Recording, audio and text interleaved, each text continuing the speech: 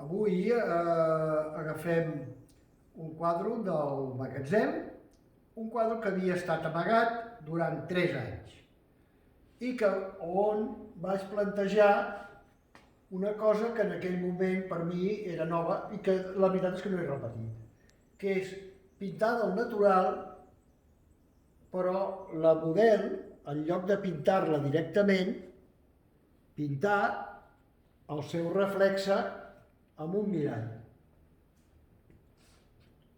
Què va passar? Va passar que, al ser una cosa nova, possiblement, vaig insistir molt més del que és habitual en mi el treball del rostre d'aquesta model, aconseguint una intensitat que no és habitual amb les coses que jo faig.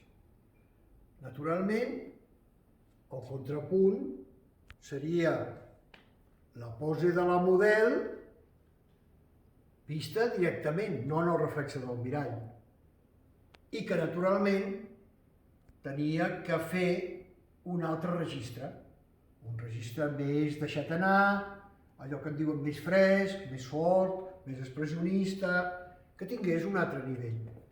A la vegada que en el racó aquell, altre, hi faig posar-hi una imatge molt més sutil, molt més, podríem dir que és gairebé fantasmagòrica. A l'època que vaig fer la pintura, no sabia si l'equilibri d'intensitats i de forces era l'adequat, per la qual vaig dir, ja el continuaré. Després de treure'l i de tornar-me'l a mirar,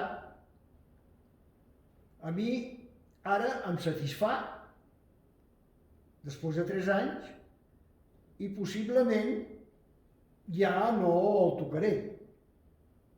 No ho sé, seria una pintura que el que els francesos en diuen tableau chantier,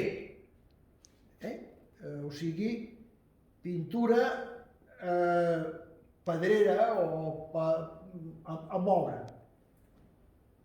I això és una cosa que a mi m'agrada molt i que a més m'ha ensenyat l'experiència que quan comences una pintura l'important no és el projecte final, sinó que has de deixar que la pintura en marqui el camí.